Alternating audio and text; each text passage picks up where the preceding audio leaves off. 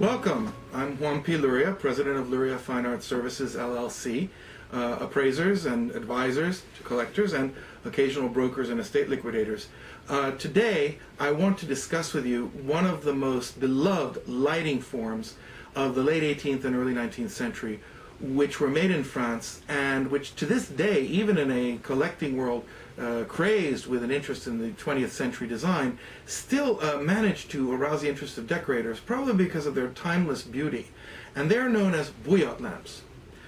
Bouillotte was a card game. In some ways, it was an evolution from a prior card game called Brelan, and it evolved more or less into what we know today as poker.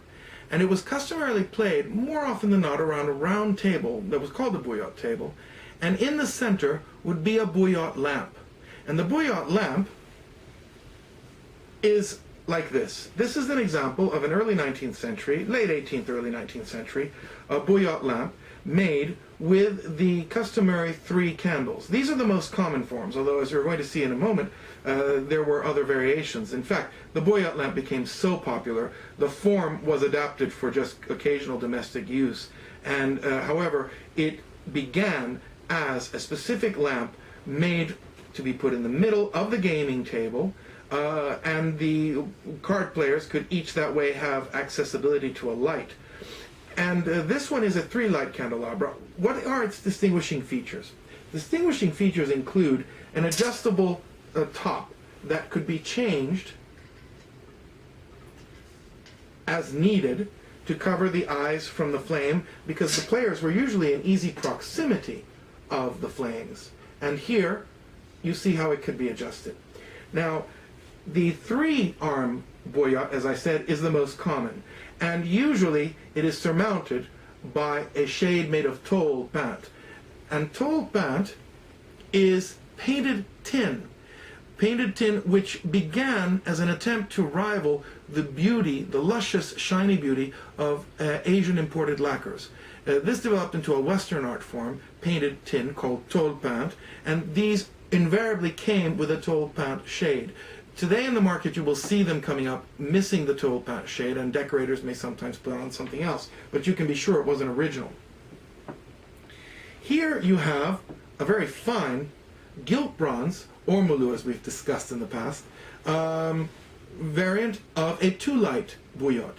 And here you see also this has an adjustable top and bottom. Both components actually adjust. Here you can see the shade also moves. And this is an exceptionally fine example. It's of the late 18th century. I don't even think you could say this is even early 19th century.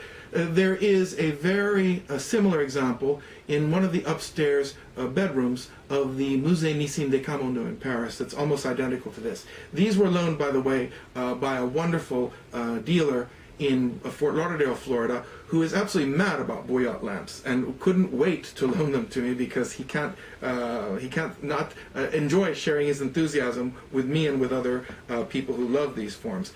And I thought I'd finish by showing you, after we've seen the 3 and the 2, count down to the single Bouillotte lamp. Now these were not made probably for gaming. These were probably made for bedside reading and whatever, I'd put it at a desk, something on a more intimate scale. And it shows you how the Bouillotte form evolved into something very, very popular and went from being exclusively a lamp for gaming for other purposes in domestic use. And this one, with its lovely adjustable tôle shade, has been electrified, which is not uncommon to find.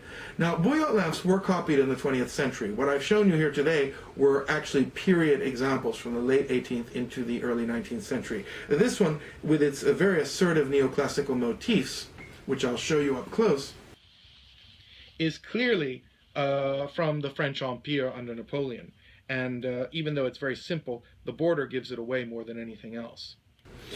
I hope you've enjoyed sharing these Bouillotte lamps with me. I find them to be absolutely some of the coziest lighting you can ever imagine. When you light a Bouillotte lamp under the tole shade, there's something extremely inviting and cozy and intimate about the way they give off light. And I wish you luck in hunting for Bouillottes. They're very desirable, but can be found on the auction market if you're diligent, because a lot of them are coming to the ground as great estates broken up, which were put together, decorated in the 50s and 60s. When decorators particularly favored these, they're becoming available now on the market. Thank you very much, and I look forward to seeing you again.